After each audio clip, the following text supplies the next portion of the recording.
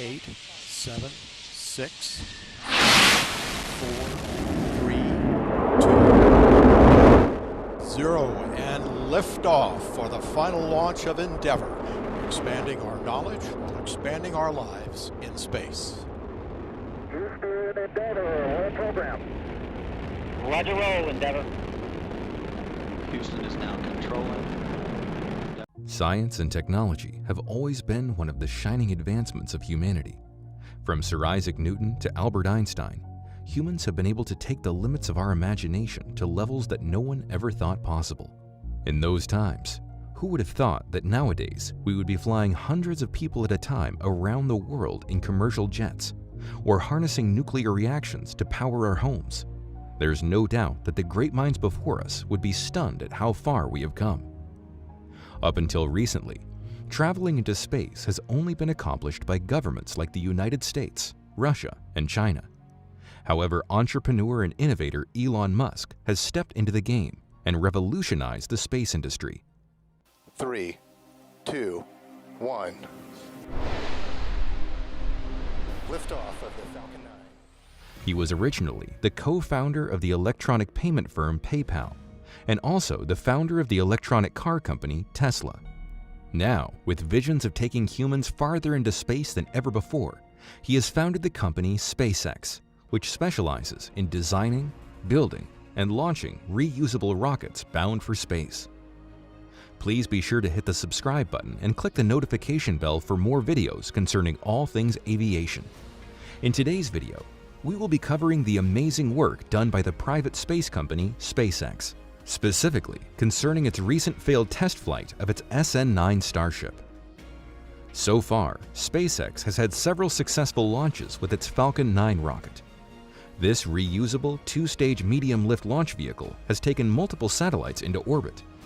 On top of that, in 2020, the Falcon 9 rocket took the first astronauts into space since the last space shuttle launch in 2011.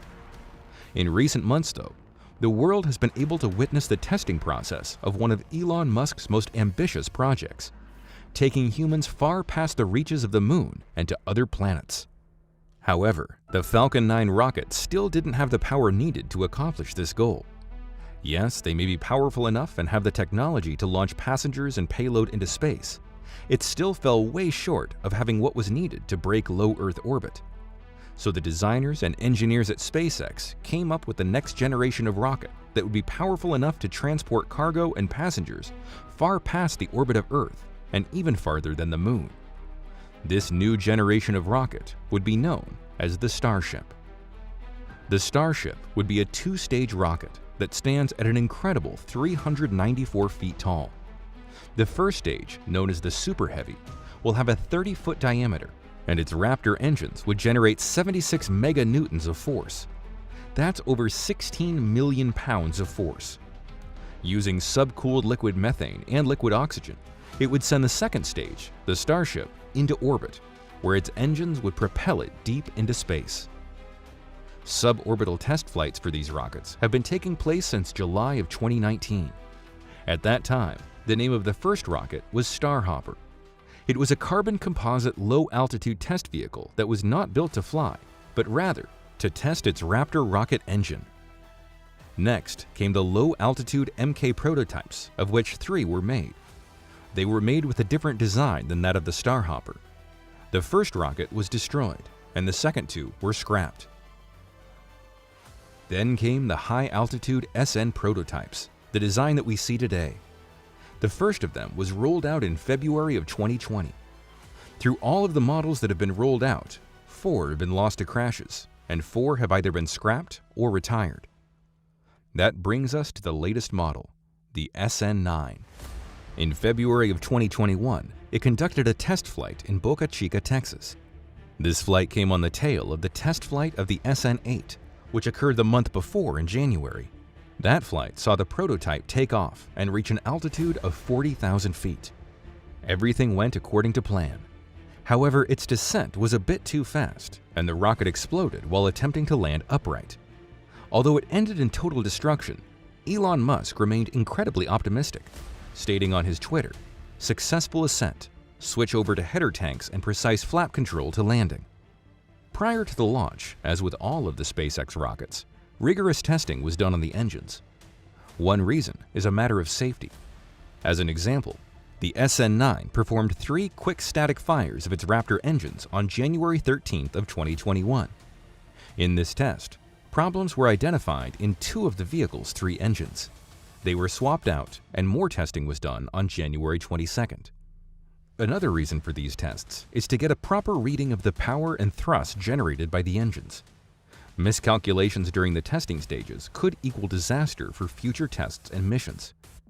Even though a rocket launch may seem pretty straightforward to us, things could drastically change between the testing phase and the first actual launch of an operational Starship. What if more materials are added to the rocket before the first launch, increasing the vehicle's weight? When the Starship travels to the Moon or other planets, will it be bringing back rock samples or anything that would add extra weight? These are all questions that have to be taken into account long before any rocket can become operational. Now, the test of the S9 Starship was meant to be a high-altitude test flight before returning back to the Earth for a safe landing. The launch would not include the use of Super Heavy. Rather, it would only be testing the Raptor engines for the second stage. It was a crucial test, as the final Starship rocket is expected to carry humans and 10,000 kilograms of cargo on future missions to the Moon and even to Mars. When the countdown reached 0, the engines fired, carrying the 16-story tall rocket upward into the clear blue Texas sky. From every vantage point along the Gulf Coast, it appeared to be a flawless liftoff. After a minute or two, the rocket reached its peak altitude of 10 kilometers, where it hovered for a few seconds in midair. As soon as this maneuver was complete, the engines shut off and the rocket executed a planned belly flop maneuver, descending nose down under aerodynamic control back towards the Earth. Upon its descent, the rocket was able to flip back to its vertical as planned. However, it was evident that something went wrong, as the Starship was falling way too quickly and was not fully vertical. Finally, at 6 minutes and 26 seconds after launch, the rocket struck the ground at an incredibly high speed, causing a massive explosion. Cameras were everywhere for this launch, and tons of footage was available for review. But it didn't take too long to see what had happened. According to the footage available, when the rocket started its landing sequence and went vertical, one of its Raptor engines failed to reignite. As the landing sequence had started at a fairly low altitude, there was no time left to try and correct any issues. Although there were flames, smoke, and debris everywhere, the area had been cleared hours before, so no injuries were reported. While this seems like a major setback, Elon Musk not only planned for this, he expected it. After the crash of the SN8 Starship, Musk said lots of things need to go right, so maybe 1/3 chance of the rocket landing in one piece. Even on its website, SpaceX also cautioned before the launch that even if the rocket were to crash or explode, it doesn't necessarily mean it was a failure. With a test such as this, success is not measured by completion of specific objectives, but rather how much we can learn, which will inform and improve the probability of success in the future as SpaceX rapidly advances development of Starship. In addition to all of this, SpaceX had already constructed and tested the SN10 and even had a launch date scheduled before the SN9 was tested. So no matter what the outcome of the SN9 launch was going to be, Musk, being the planner and visionary that he is, always understood that another rocket would be needed. So, now that the test of the SN9 yielded a huge fireball, what direction will the Starship program be going now? The first thing that will happen is that testing will continue with the SN10 Starship. Furthermore, 8 additional Starship prototypes are in production, SN11 to SN18. Any failures from the previous prototype will be corrected. Even though Elon Musk is moving fast with his Starship program, as he tends to do with many of his projects, he is also a planner and an optimist. To him, every failure is an opportunity to learn and improve on the shortcomings from previous tests.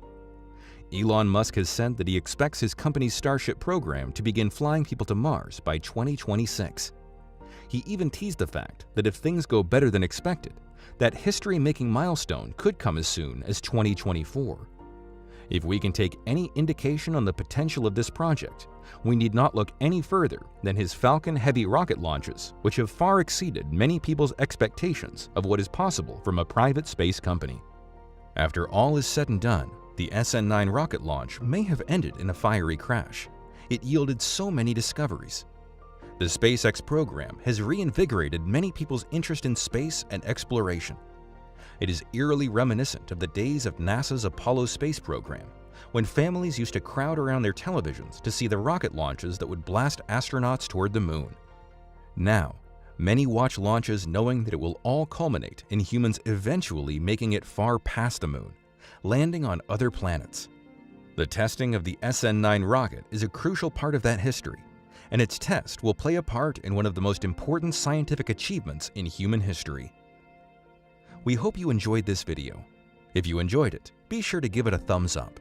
For more great aviation-related stories and content, be sure to check out some of our previous videos. Thank you for watching, and we'll see you next time.